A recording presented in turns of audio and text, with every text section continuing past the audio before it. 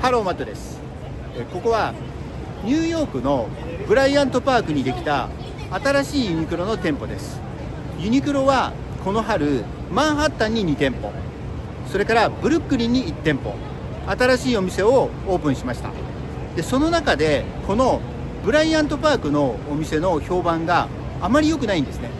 で今日はこのお店を集中的に紹介しつつ、懸念点というか、なぜこういうお店を作ったかっていうのを、僕の視点で皆さんにお話ししたいと思います。で比較のためにすぐそばのユニオンスクエアのお店、こちらも撮影したいと思います。でまずはユニオンスクエアのお店を撮影して、その後こちらの中を撮影したいと思います。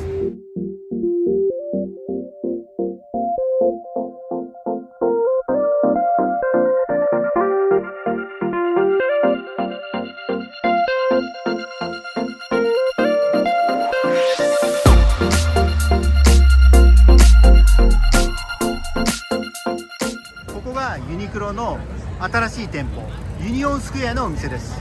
周りを映します。今日土曜日なんですけど、ユニオンスクエアのグリーンマーケットが開催されてます。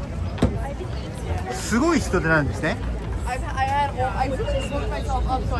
これはハドソンバレーとか、ニューヨーク近郊の街からオーガニックの食材を持ち寄ってこのように開催されるファーマーズマーケットです。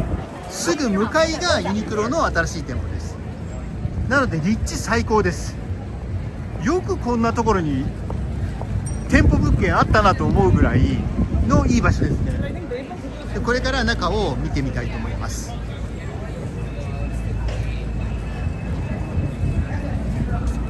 犬もね入れるんですよね。いいですね。こんな感じですごい混んでますね。値段の比較は少し前にしてるので今日はねしません。でここの店舗はどっかにマップあったかな。あった、マップあります。この店舗は通常の作りですね。男性と女性分かれてます。すごい入ってますね。できたばっかりっていうのもあるんですけど、僕がね今まで見たお店の中で一番入ってるかも。すごいですね。地下が男性ですね。下に来てみます。こんな感じで今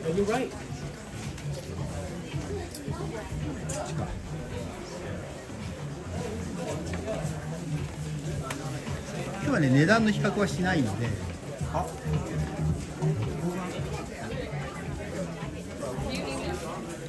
これストランドブックストアのコラボだ書いてありました。この店舗だけの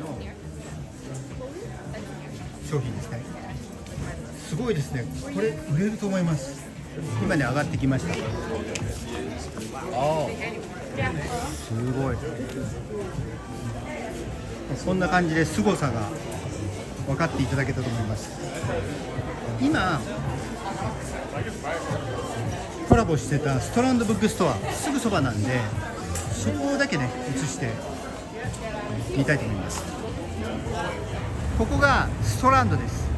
先ほどの T シャツとトートバッグはこことのコラボですね。ニューヨークで最も有名な本屋さんの一つです。ユニオンスクエアに足を運んだ人はここもね間違いなく来ると思います。でこことのコラボの商品がユニクロのユニオンスクエアで購入できるってことですね。ちょっとだけね中に入ってみましょう。今日ねちょっとフェアをやってます。これフードフェスですね。この本屋さんもすごく流行ってるんですね。こういうねお店です。ユニクロと相乗効果がね出ますよね。今今高いとこからお店を移してます。こんな感じで地元の人も観光客の人もたくさん訪れてます。ですからこういうユニオンスクエアの名店とユニクロは限定商品コラボしてます。では日にちは変わりますけど、ブライアントパークのユニクロに切り替えます。ここがユニクロの新しい店舗ですね。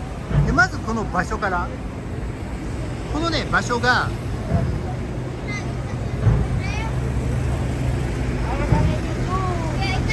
ィフスアベニューとウエストの43の交差点です。この界隈ねすごく工事が多いんですけど、こちら側がセントラルパーク側で、要はユニクロの旗艦店がある方ですね。ティファニーの本店がある方です。こっちですね。今回の不評のポイントがね3つあります。で1つは旗艦店から近すぎる。で2つ目が売り場の構成で、3つ目が売り場の陳列ですね。で見ていただくと少しね空いてるような気がするんですね。で今日はその3つのポイントをお話ししていきたいと思います。でまず1つ目の旗艦店から近すぎるっていう批判なんですけど、これはね僕は当てはまらないと思います。というのは、まずここにアーバンアウトフィッターズ、フィラデルフィア本社のアメリカのすごくね有名なチェーンも出店してます。それからここにアウトドア系の大手中の大手のノースフェイス、こちらに、スケッチャーズはシューズなのでこちらですね。ここにファストファッションの第3位の H&M が率いる好調のコス、そしてもう一つちょっと見にくいですけど、これですね、アンドアザーストーリーズ、これも H&M が展開してます。ただね最近アンドアザーストーリーズは数字を落としてますね。振り返るとここにファストファッション最大手のインディテックスの旗艦店のザラですね。であと付け加えるなら、ここがブライアントパークのニューヨークの公立図書館で、見えないんですけどその向かいに無地の旗艦店もあるんですね。ですからこのエリアに同じカテゴリーのショップが集中出店してます。ですからドミナント効果を、要は買い回り効果を発揮しているのは間違いないです。で今お話ししたザラ、実はザラもユニクロの旗艦店の隣にも大きいお店あります。なので業界1位がザラを擁するインディテックス、今2位がユニクロのファーストリテイリング、3位が先ほど見たコス、それからアンドアザーストーリーズを展開する H&M、 スウェーデンですねこれは。でこの3社がここで私有を決する、そういう位置なので出店場所は僕はね悪くないと思います。そして中を見ていきたいと思います。で今店内に入りました。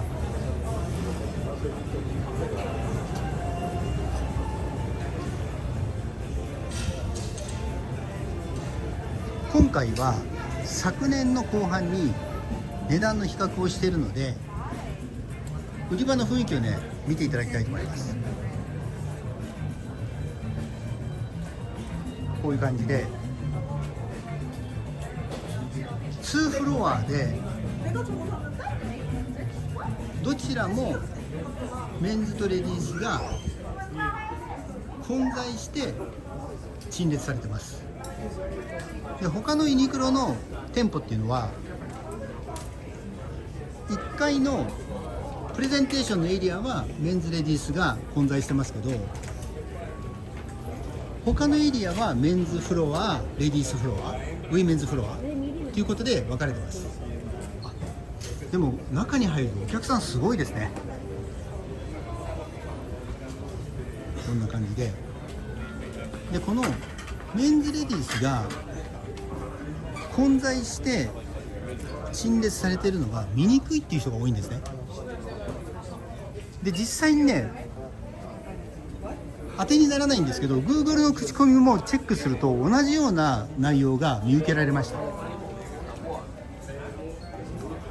で、ただね、僕はこれは意図的だと思います。で、この懸念点としてはもう一つ、ディスプレイがおしゃれすぎるっていうのもありました。ではね、上に上がってみたいと思います。外からは空いてるように見えましたけど、入ってますね。で、無地のバッグ持ってる方もいるんで、さっき僕がお話ししたドミナント効果は発揮してると思います。で、2階もこういう形で、こちらもメンズレディース、それからキッズまでね、一緒に並んでます。こんな感じで、このディスプレイがおしゃれすぎるとかね、いろいろ意見がねあるんです。こんな感じで綺麗ですよね。で、このようにメンズとレディースを混在してね、売り場を構成したり、それから陳列したりっていうのは意図があると思ってます。今女性なんだけどメンズの服を着たいっていう人が結構多いんです。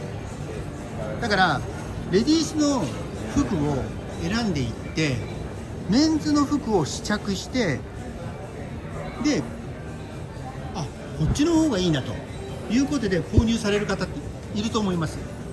だからあえてこの店舗ではそういう試みをしてるんだと思います。で、今こういう売り場の作り方も、それから企業のマーケティングも AI に聞けばそれこそ答えがね出ちゃうんですけど、今回のこのユニクロの店舗っていうのは全く新しい試みで作ってるんだと思います。こういうことっていうのはすごくね、僕羨ましいことなんです。利益が出てる企業なんでできることだと思います。で、もう一つ、このメンズとレディースを一緒に陳列して、さらにおしゃれなディスプレイを作っていく、他のユニクロの店舗とは明らかに違うこういうお店を作ったっていうのは、今までと少し違う客層を意識していると思います。で、それは今までのお客さんは旗艦店の方に行けばいいですよね。だけどそうじゃない人、例えばすごくおしゃれな人とか、日本ではあまり報道されてないんですけど、ニューヨークは LGBTQ の方々すごくね多いんですね。で、その人たちっていうのはすごく清潔だったり、あとおしゃれだし、マナーもいいし、で、そういう新しいお客さんを僕はね獲得したいんじゃないかと思います。で、そういうことがあって、今回この店舗で新しい試みをしてると思います。で、こんな感じで2階のところがお客さんがいないように見えたのは、そこにちょっと空間があるので人が入れないってことですね。これね、こういう感じです。ですから、全部ねちょっと行った人の感想で、または Google の口コミなんかを見てもいまいち評判が良くないのも事実です。でもこういう新しい試みができる、これねすごく大事なことだと思います。だから今就職活動をしてる人いればね、やっぱりファーストリテイリング受けてみたいと思うんじゃないですかね。やらせてもらえるっていうことってなかなかないと思うんですね。今会社に入って何か新しいことってほとんどやらせてもらえないと思います。だからそういう意味でもこのユニクロの新しい店舗、この店舗が仮にこの試みがうまくいかなかったとしても、それでも成功だと思います。やってみて少し違ったっていうこと、ただそれだけですよね。なので今日はユニクロの新しい店舗を皆さんと見て、それで改めてねこのユニクロの魅力を再認識しました。で、僕のチャンネルでは日本企業のこのような情報も皆さんにお伝えできればと思ってます。でもし面白いと思ってくださったらチャンネル登録もお願いします。では失礼します。